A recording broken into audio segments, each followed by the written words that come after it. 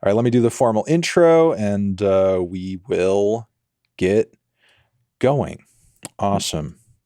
Hey everyone, Anthony Fantano here, internet's busiest music nerd. Hope you are doing well.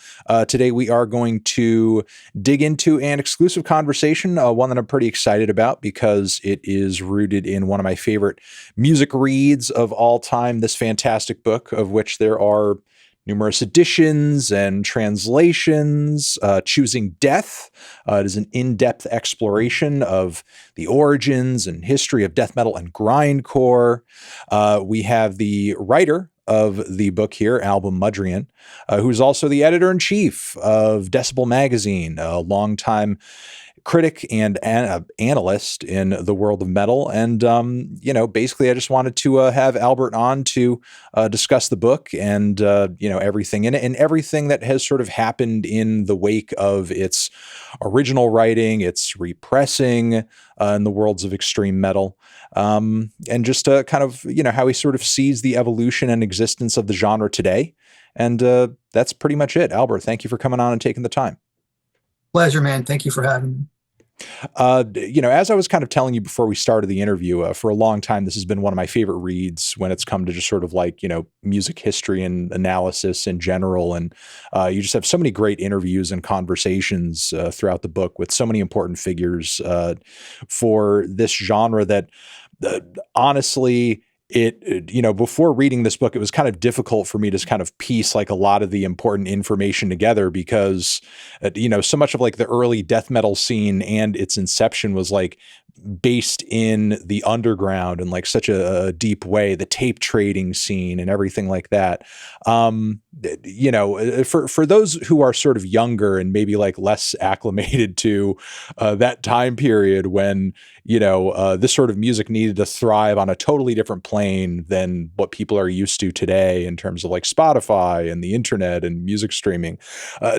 How was this music and how was this sound sort of getting out there, being shared? How are people stumbling upon it before even a time when bands such as Death or Atheist were taken seriously enough to be considered by a label and get signed and actually have their music like physically printed and released and sold to, a commercial audience? So you're talking probably the mid 80s, early 80s into the mid 80s, kind of post thrash explosion, posts, I'd say the early German thrash stuff.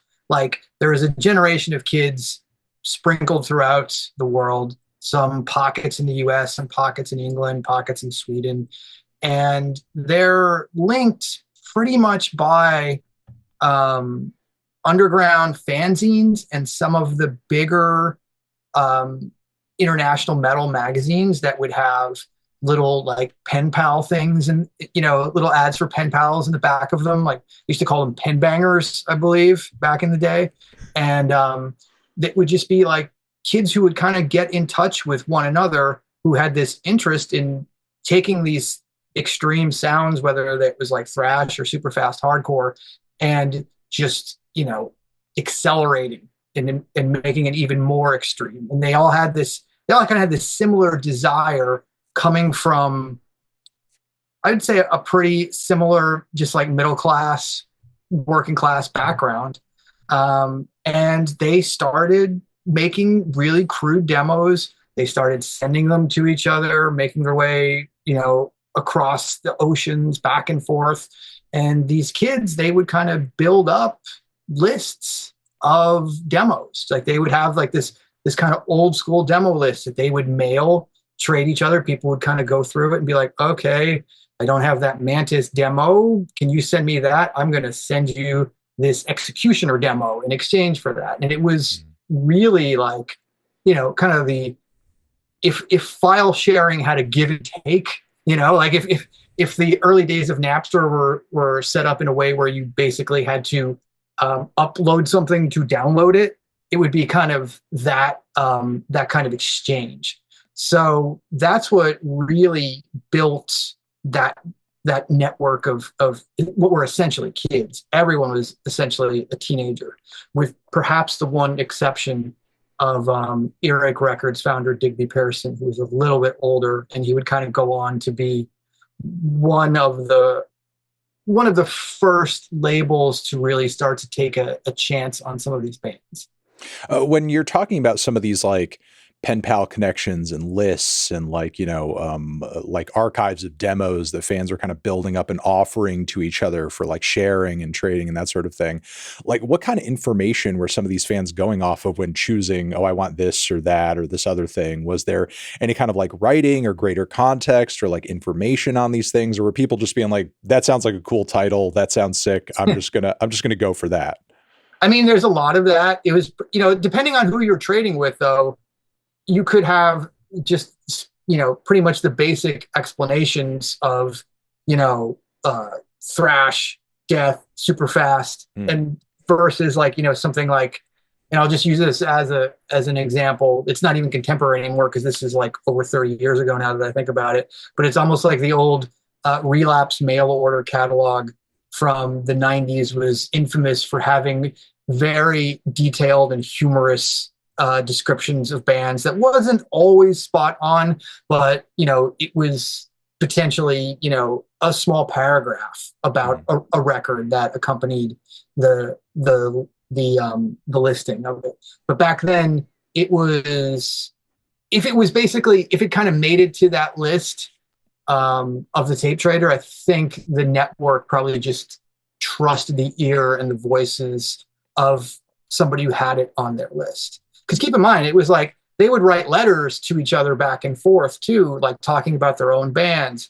Like I've seen a lot of, some of these early letters, especially some of the Chuck Schuldiner letters that were passed around where he would, sign off Evil Chuck in like 1983 when he's like including a Mantis demo to somebody who's requested it, and you would read like, where it was recorded, when they recorded, who was on it. So sometimes it'd be like that level of detail.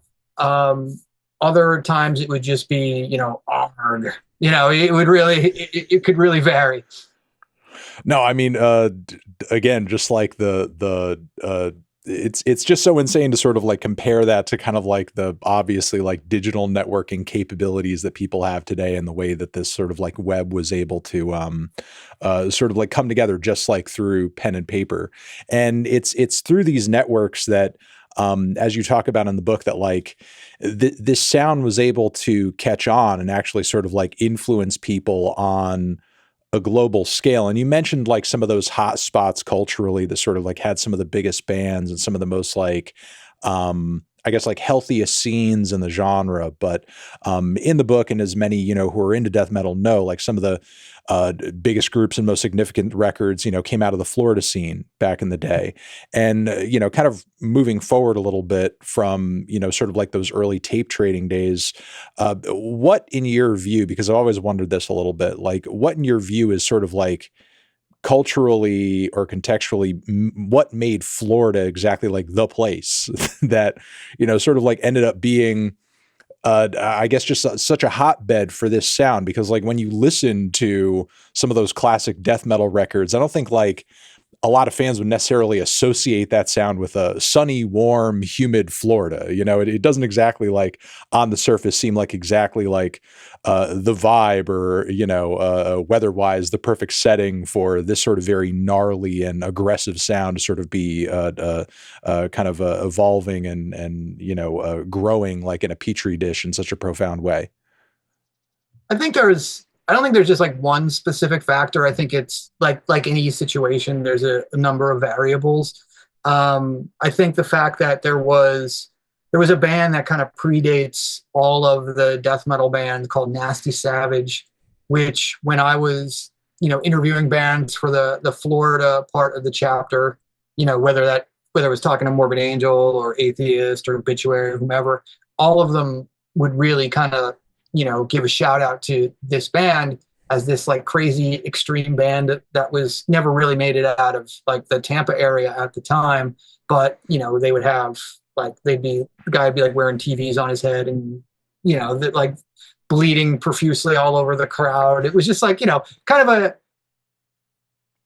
really early kind of prototype that like showed a bunch of kids kids like, oh, I could get up there and do that. Like this stuff is crazy, like it wasn't death metal yet, but it was like something that I think at least it was like kind of something that kind of helped galvanize some of those kids, especially because the band Nasty Savage were always like kind of welcoming to the younger bands and like trying to help them out about, here's how you flyer for a show. Here's how here's where to go to record a demo, which is another important variable to the whole development of the scene. And that is Mora Sound Studios, which is located in Tampa.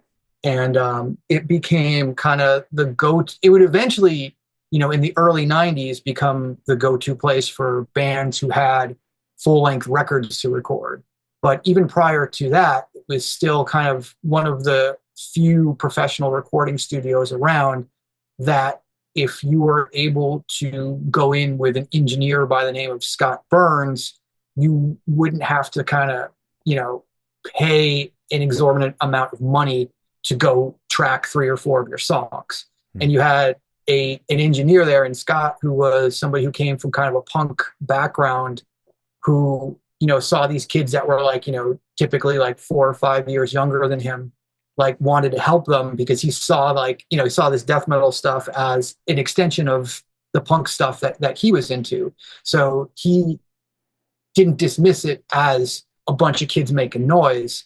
He accepted it and embraced it and really tried to nurture those kids into being able to give them a decent product that they could eventually, send out to labels and kind of gain that interest then. So when you got like a couple bands who just, some of it is the happenstance of like, we're in Florida, like maybe if you're like 15, 16 years old and, you're not at the beach or you're not at the water park, maybe there's not a whole lot to do. If you're not a jock, if you're not playing football or baseball, you're going to eventually kind of gravitate, I think, towards music. And I think that like I said, that happenstance of there just being just enough like-minded musicians who were around and them having, essentially an infrastructure to thrive, kind of got it off the ground. And the moment that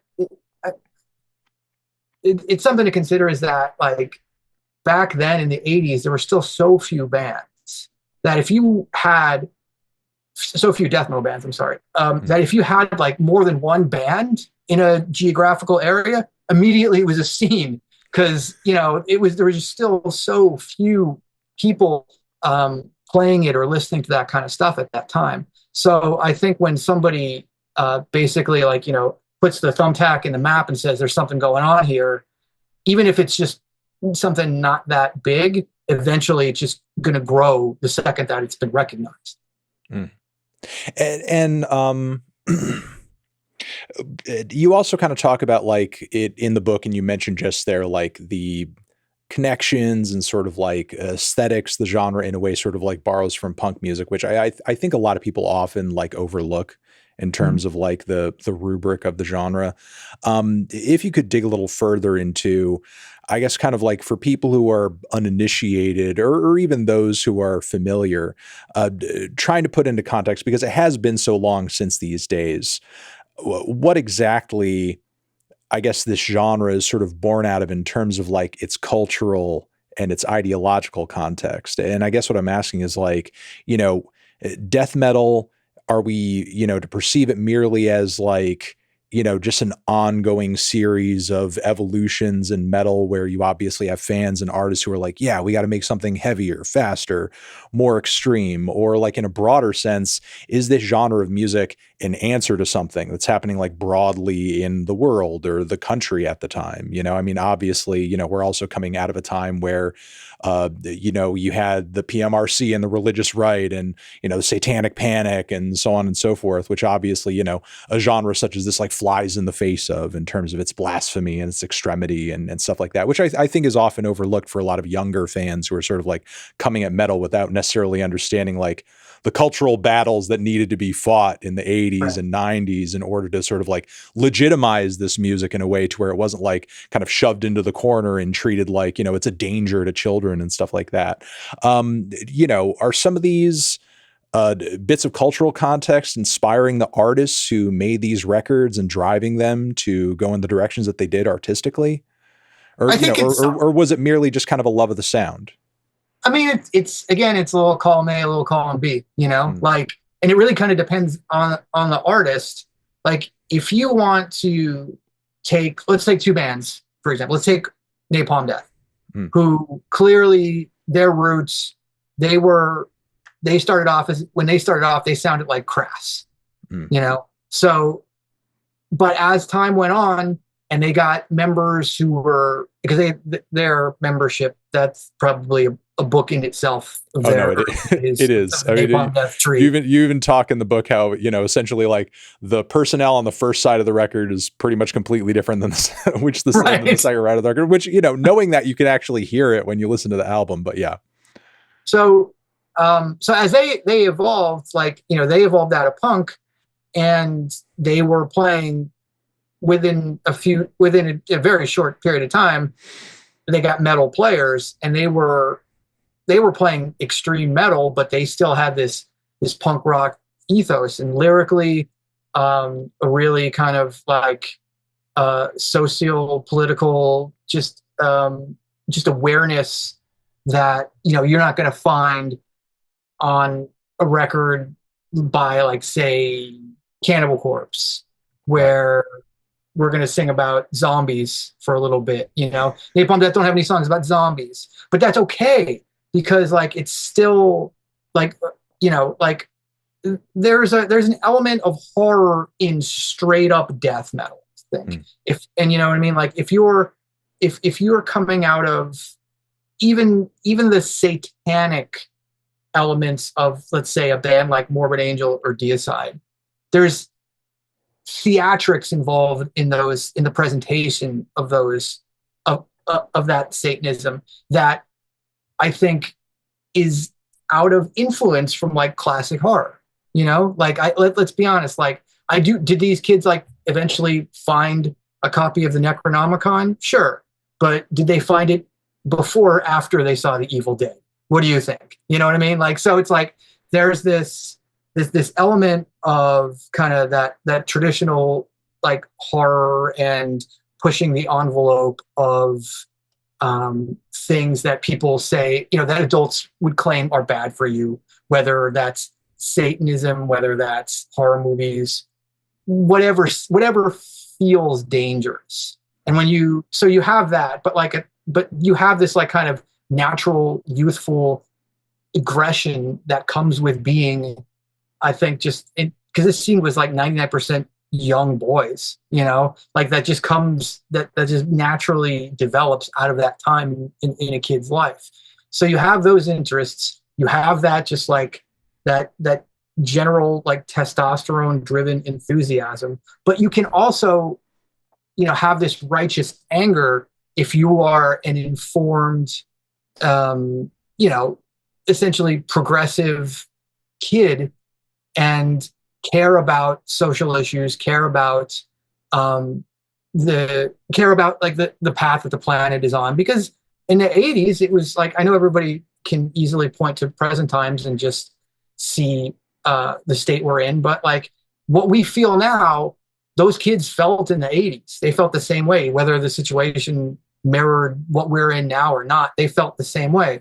So that translated for a lot of them, where they grew up punks, just through the lyrical presentation of the music, and obviously in the cover art too, with like Napalm Death. Like, there is just all this anti-corporate stuff that's part of their first album cover, Scum, and then conversely, Cannibal Corpse first album, Eaten Back to Life, has a zombie, I think, kind of disemboweling itself on the cover, so like, and I think even at times you would have bands like maybe Repulsion who shared like a lot of the politics in Napalm Death, but had all the lyrics of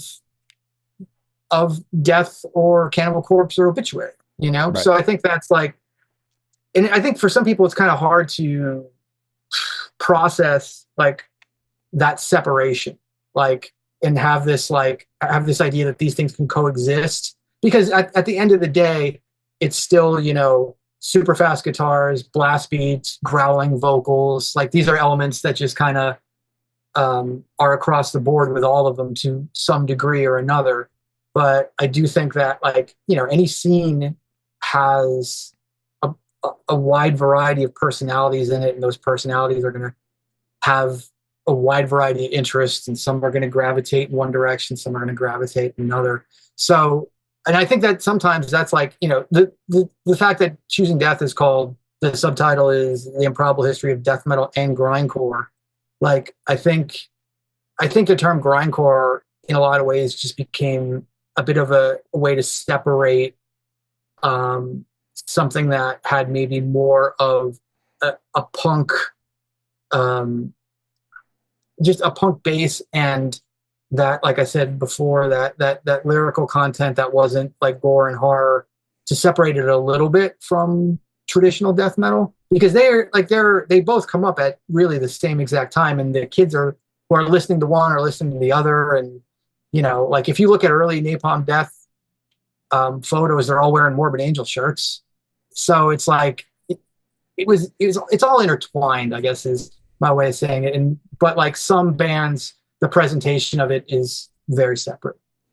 Yeah, during that time period, and really, there's been so many different, I mean, bands and artists and fans within both of these genres respectively have been listening to each other for years, and have been starting bands that, like, obviously fuse both. How many deathcore bands have there been at this point? And, even in sort of like the additional material that you add into the book, you talk about, Todd Jones of Nails being such a big fan of Deicide, for example. And that, them sort of being portrayed and framed musically in the way that they are, that, even though a lot of their riffs are metal riffs, I think, like, a lot of fans would sort of like presume, oh, that's probably just because they're into metalcore, not necessarily because they're into, like, one of the most famed death metal bands of all time. But, Todd himself was like, no, actually, like, some of those choruses read to me like hardcore punk choruses. And it's like, yeah, kind of the shoutier bits of like Deicide's classic records, they are kind of punk.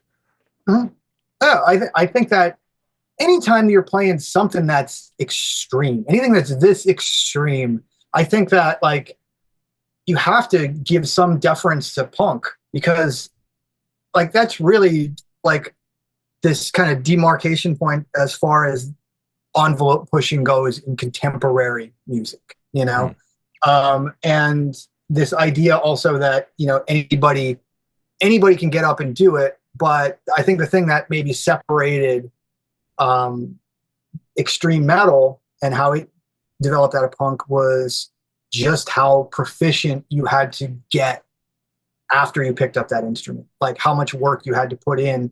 If you really wanted to be extreme, you ended up having to really, like, work your ass off to play that fast, have it be coherent, have it be tight. And then, some of these bands were much tighter than others, don't get me wrong. And even some of them that are still around today, you can pretty easy to spot the differences. But, like, I think that, yeah, I think there's even in the most, like, the kid who shows up at MDF with the most, like, back patches, that are of the most obscure bands that released one record in 1989, never played a show again after that. Even that kid that only listens to that stuff, there's bad news. It's still got so much punk as part of its DNA. Like, you can't escape it. You talk about that envelope pushing element that is very important in the genre. You said kind of goes back to punk.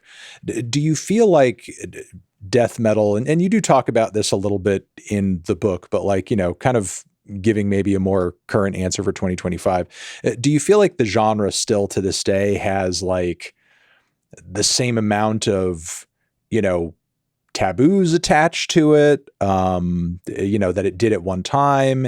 And if not, is that as a result of, like, a lack of creativity, willingness to push the envelope, or is, the context that death metal exists in just kind of changed and there aren't as many taboos to sort of push right now?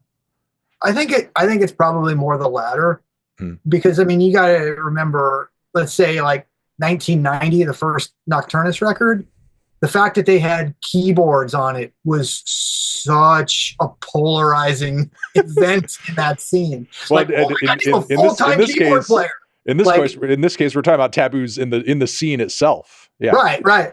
So like when you had those, and obviously as time went on, and it was honestly like things developed pretty quickly. By like 1995, you had so many different flavors of things, and so many of these bands that had started out like essentially playing caveman death metal being really progressive and interesting and incorporating way more than traditional extreme music into their sound. But as far as like where we're at in the genre now, I think it's still pretty healthy, because I don't feel like that there are as many hangups about what you can and can't do.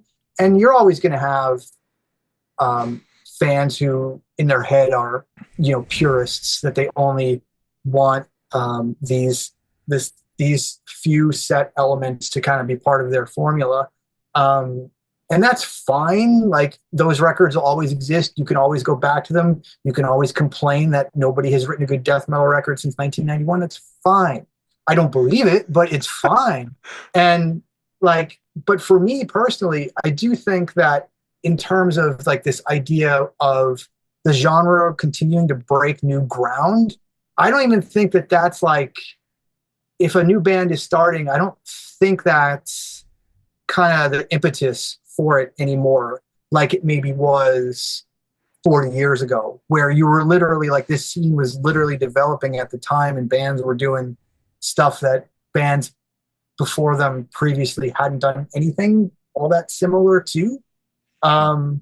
And I think it's like, at the end of the day, it's still, a couple guitars, a bass, drums, and a guy like growling into the microphone.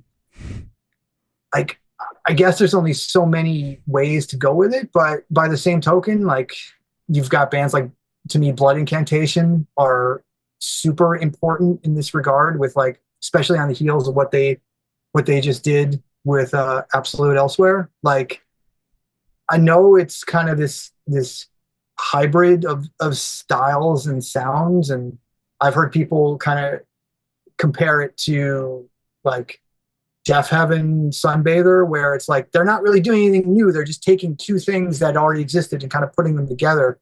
And I don't necessarily see it like that. I do think that they are kind of breaking new ground there, because I never heard there isn't another record that I have that sounds like that.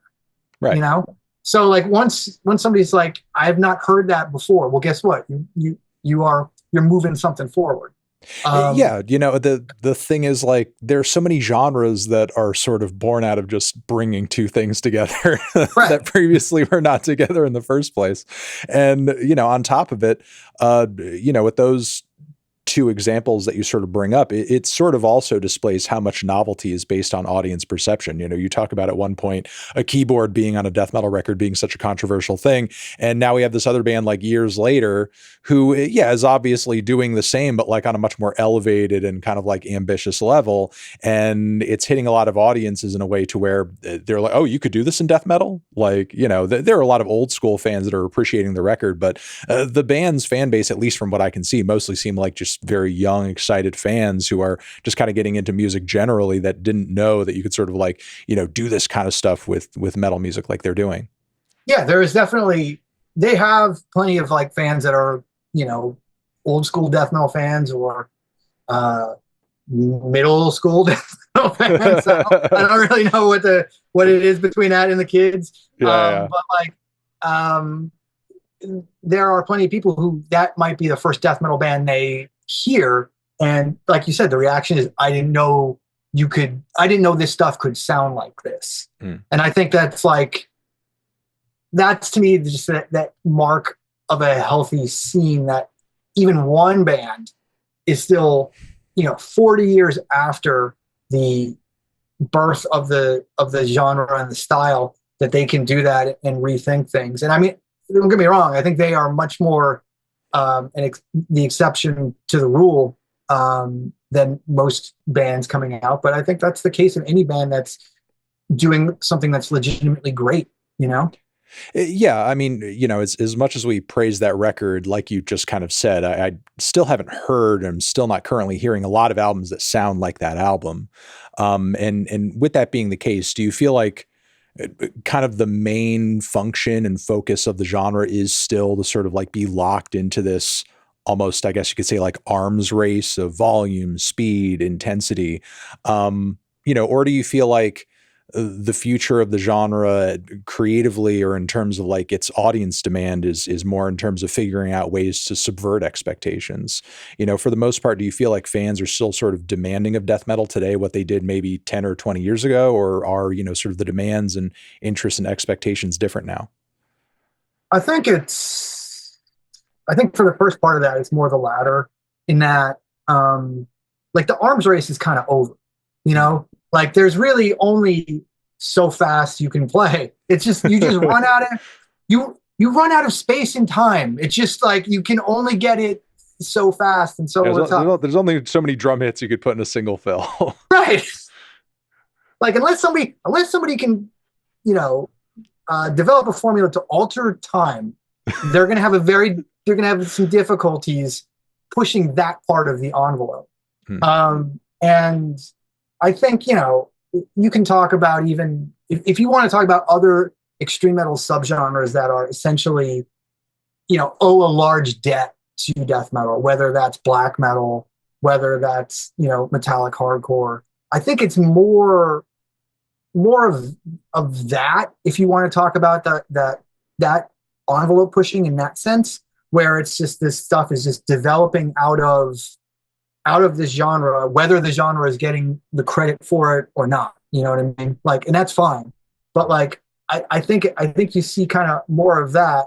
But in terms of actual like audience expectations and desires from what they want out of death metal bands in 2025, I think I think it goes back to the genre having 40 years of history, and there being plenty of different established avenues you can just kind of go down with it. Like, are you a tech death band? Are you kind of a melodic death metal band? Are you this kind of retro, old school throwback death metal band? And like, you can decide what kind of death metal band you want to be at a certain period of time, and then where your creativity takes you it's kind of up to you. But as for fans, I think there's always interest in the legacy bands of the genre, especially the ones that are continuing to make competent to actually really good records. And I got to say that for me, death metal has way more of those than most subgenres that I have run across.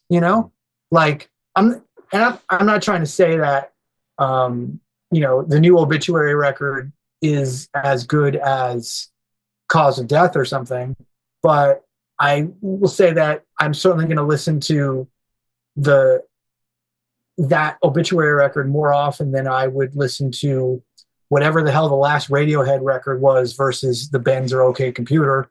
Like, and I just think that like that even though bands evolve and develop and sometimes stray incredibly far from the path, and a lot of those bands should be acknowledged and rewarded for doing so. A lot of cool developments have come out of bands who were started as death metal bands and then just evolved into something that had nothing to do with the genre.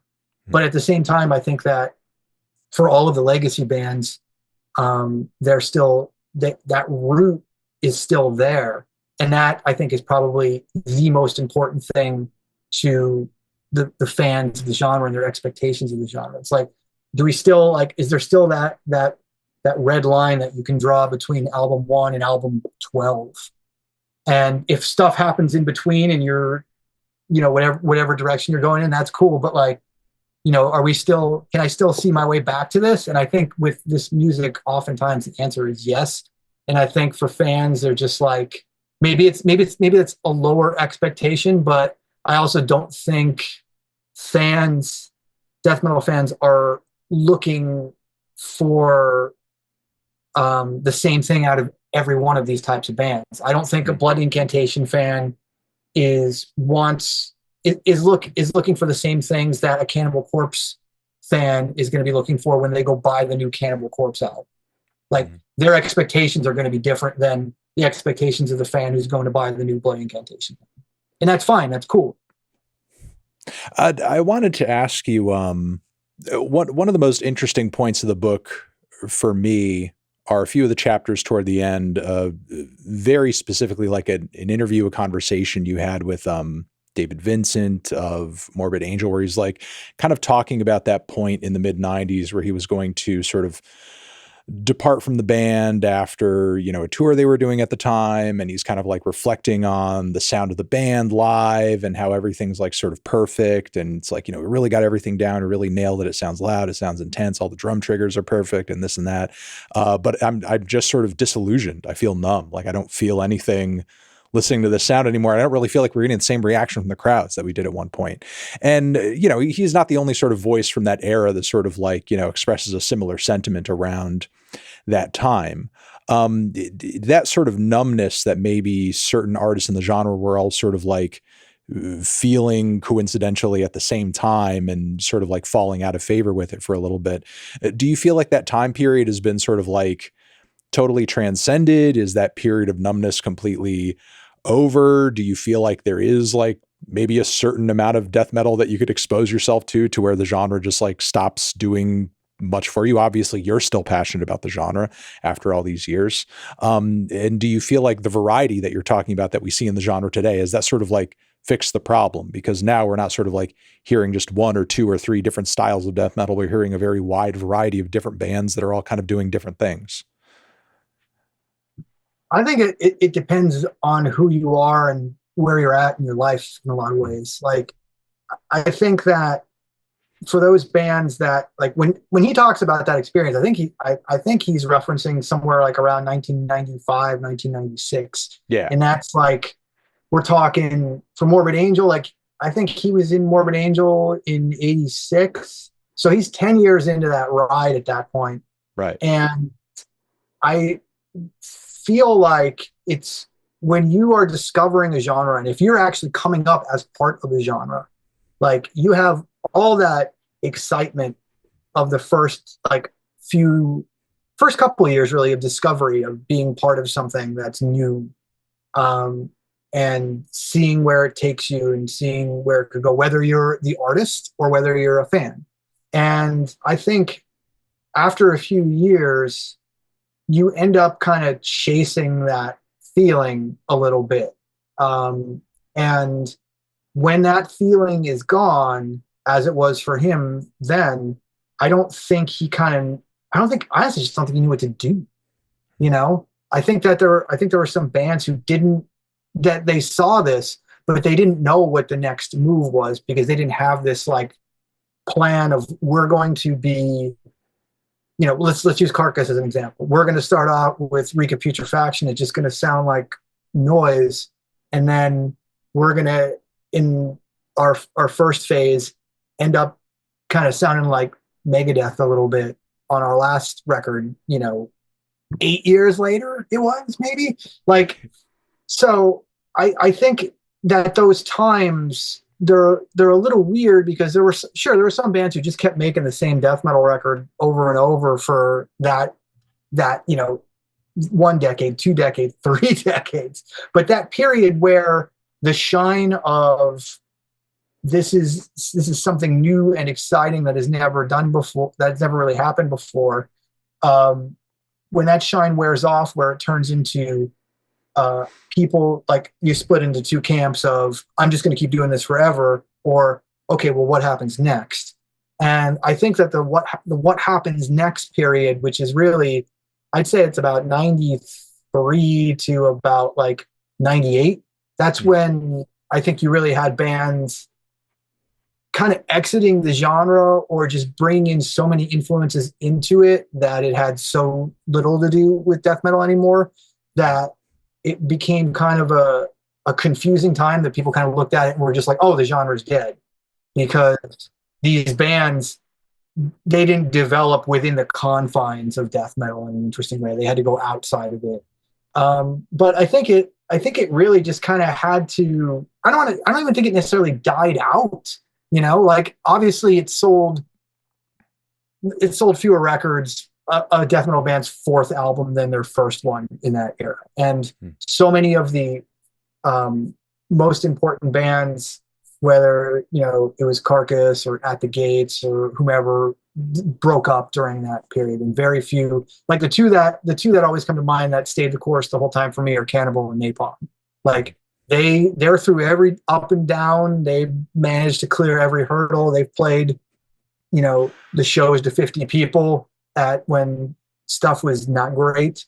But sorry, I'm trying to pull it all back to your original question of like, is it like necessarily like, did this stuff kind of have to die in a way to be reborn? And I think maybe there's a little bit of that. And I don't think it could have developed without bringing in these other influences, because like, I mean, don't get me wrong, I love Symphonies of Sickness, but I don't need 12 different versions of it over a 30-year period either. So I think that for most people, most fans in the genre, like I think there are very few people who just like death metal and only like that one kind of death metal.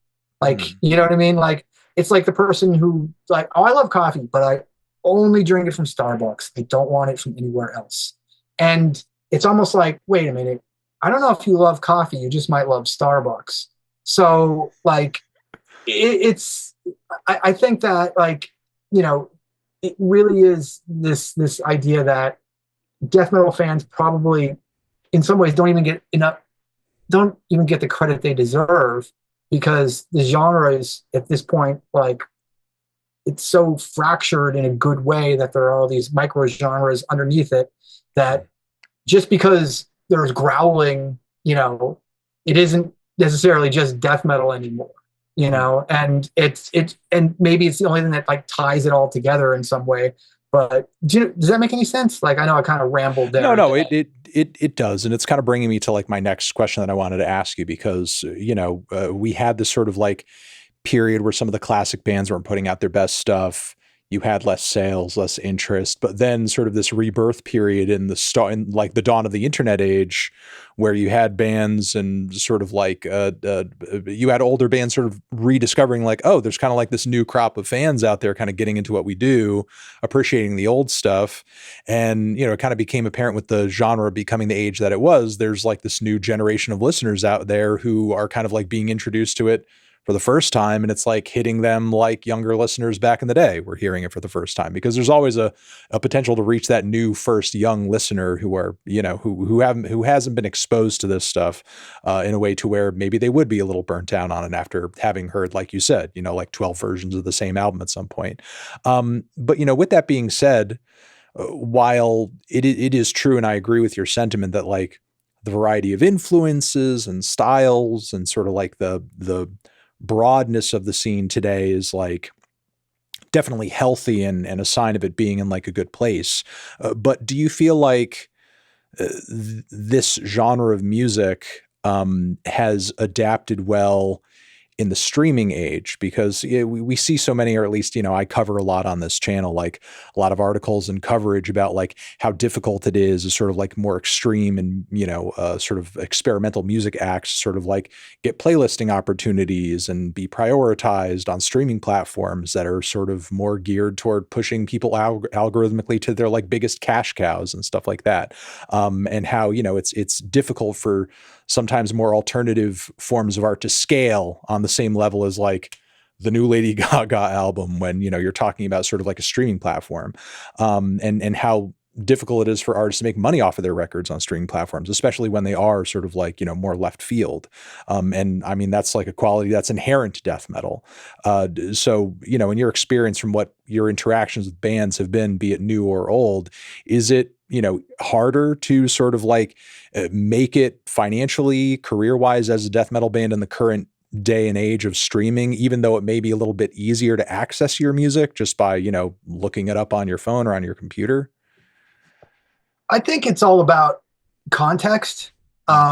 Because I mean, let's look at it this way. Like, who's the biggest death metal band in the world? Cannibal Corpse, right? I think we could safely say they're the, like, sell the most records, draw the most. Yeah, like most recognized name, biggest, most consistent discography, probably. Yeah. Right. So Cannibal Corpse is going to draw a maximum of like 1,500 people a night in the room, in the US. So, like, if you want to compare that to like what arena tours do with like pop stars and stuff, like, it's just like, it's never gonna, like, the ceiling is still so low compared to even like mainstream rock music, like every 90s mainstream rock band that had a song on commercial FM radio in 1995, they're playing every Jiffy Lube Live outdoor shed this summer, like with 3 of them stuck together on a bill, and they'll sell 10,000 tickets. So, like, the ceiling for this genre is still so low, comparatively speaking, when we look at the big picture of everything that's out there. So I don't necessarily think that anybody, like, yeah, it's a struggle. Everything is harder. For anybody in the music industry, like, unless you are, the top 1% of artists, or obviously the people who can, control the platforms that spread the music, you're at a huge disadvantage. And whether that is like even those guys who are playing those, like even the Lives and Collective Souls, who are all, like, sure, they're doing fine, they have a career, but like they're still like playing, they're probably still making what they made in the 90s in their heyday, which is pretty good. But like Cannibal Corpse probably making more money playing out now than they did in 1996 or 1997 or 1998 or even 1992 when this stuff was blowing up. But the idea that like an artist, somebody who wants to make a career out of death metal, there were so few opportunities to begin with, even back at the genesis of the genre. Like, so few things are going to break through to even kind of get to that level of, yeah, we can go out and comfortably headline 1,000 cap room, so like now there's even fewer of those opportunities, because in some cases it's still the same bands from 30 years ago that are out there doing that, but it's also just that much harder for a musician of any type of style or genre to make an impact. I don't think it's necessarily just death metal or extreme metal or heavy metal or even rock music, because all the platforms are just, like you said, there's so few of them. I mean, and like, it's part of the reason that Decibel exists, like, to be able to say, okay, we have an opportunity to platform some of these bands that we're excited about, whether it's through the magazine or the live events or whatever. And because there's so few tools, like, it's like, oh, you can, get on social media and oops, that's it. Like it's, so yeah, is it harder? Yeah.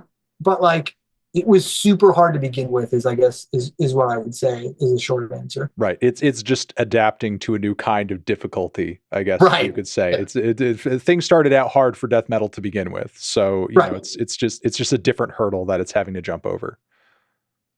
Yeah. Just like getting old. Yeah. With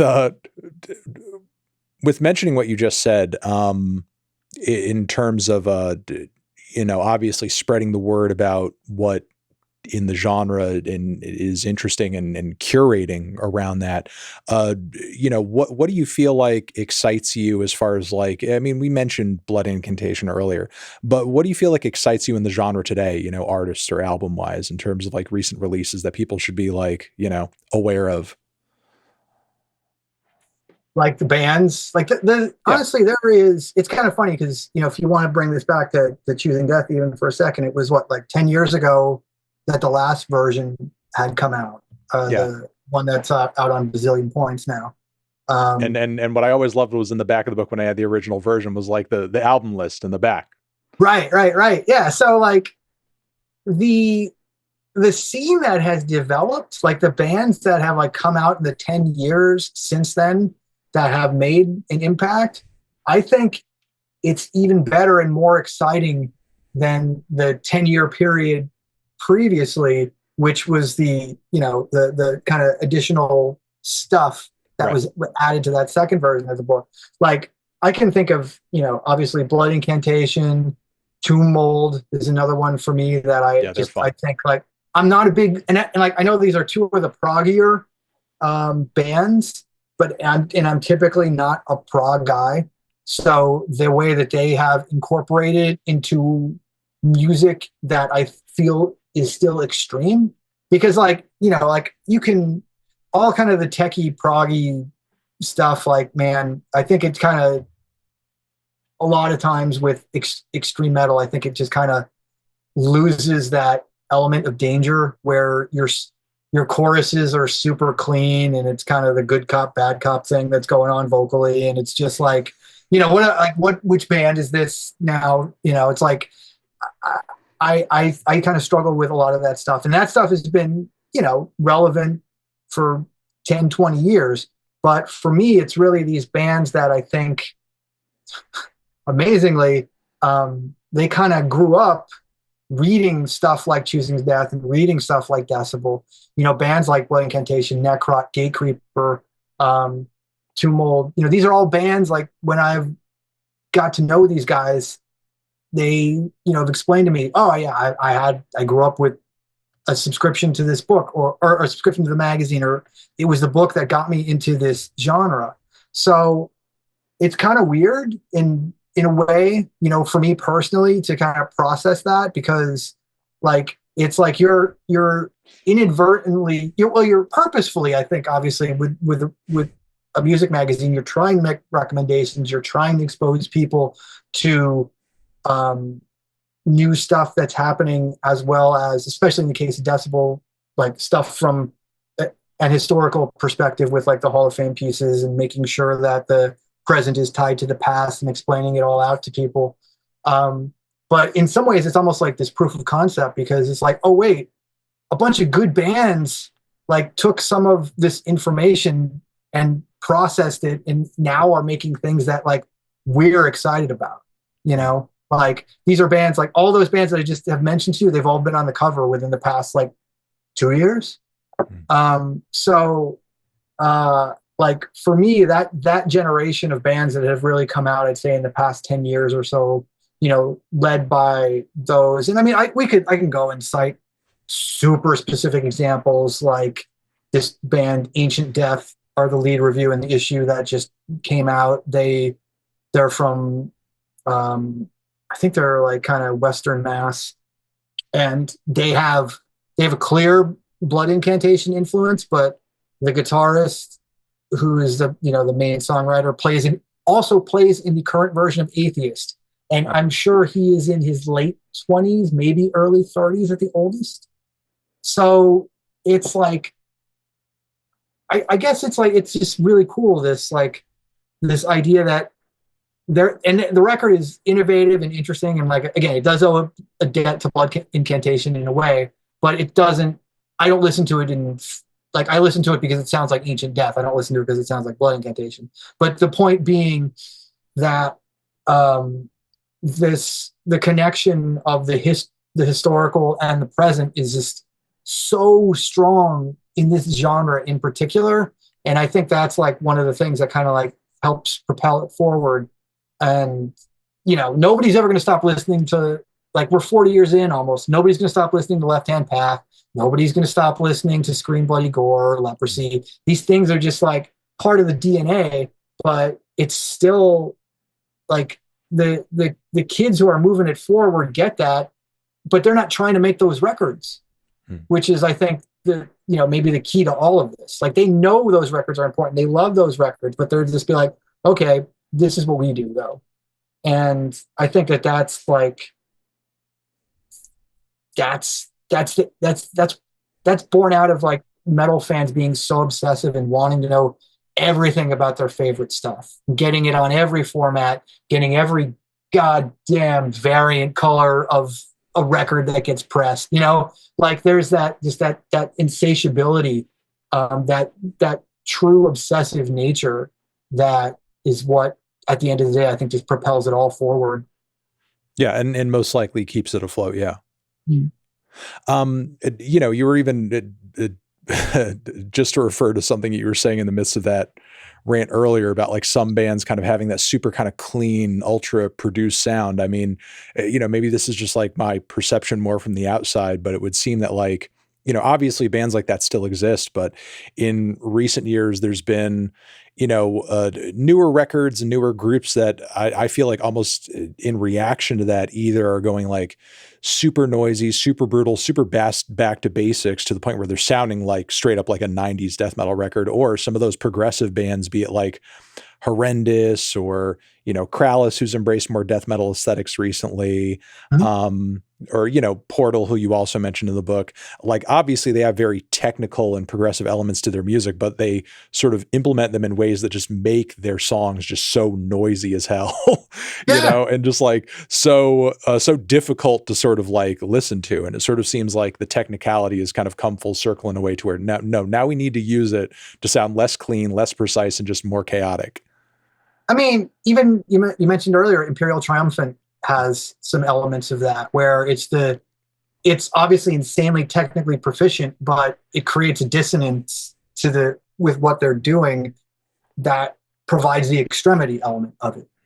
And like, I think you can be super technical and not be heavy at all. I guess it's also, what you're looking for out of that genre. Like, what's the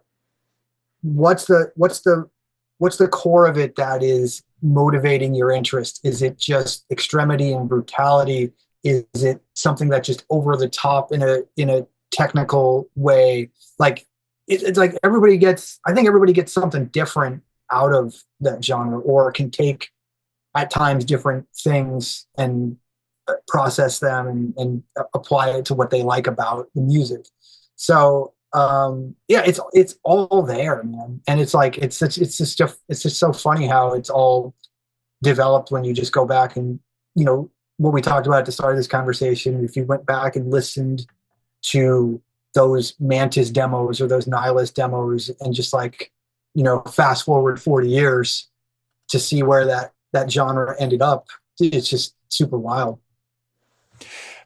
Again, everybody, just to remind you, the book is Choosing Death.